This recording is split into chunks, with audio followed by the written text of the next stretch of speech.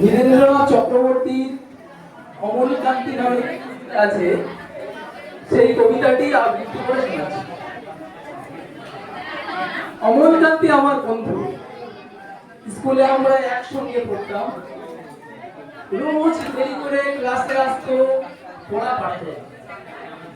সবগুলো জিজ্ঞাসা করলে এমন অবাক হয়ে জানলার দিকে তাকিয়ে থাকতো যে দেখে ভারী কষ্ট হতো আমাদের। আমরা কেউ মাস্টার হতে চেয়েছিলাম, কেউ ডাক্তার, কেউ উকিল। অমলকান্তি সেসব কিছু হতে চায়নি, সে রোদ্দুর হতে চেয়েছিল। শান্ত বর্ষণ, কাক ডাকা বিকেলের সেই কাজের রোদ্দুর, জামরুলের পাতায় যা নাকি অল্প একটু হাসির মতো লেগে থাকে।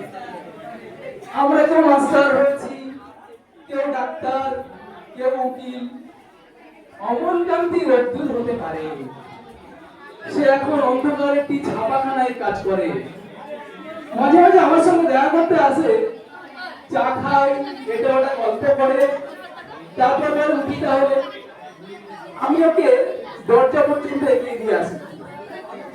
আমাদের মতো যে এখন মাস্টারি করে, অনায়াসে সে ডাক্তার হতে পারত। যে ডাক্তার হতে চেয়েছিল, উকিল হলে তার এমন কিছু ক্ষতি হতো না। অথচ সকলেরই ইচ্ছে পূরণ হলো এক অমলকান্তি ছাড়া। অমলকান্তি রোদ্দুর হতে চেয়েছিল, সেই অমলকান্তি রোদ্দুরের কথা ভাবতে ভাবতে যে একদিন রোদ্দুর হয়ে যেতে চেয়েছিল। ধন্যবাদ। হাততালি হাততালি।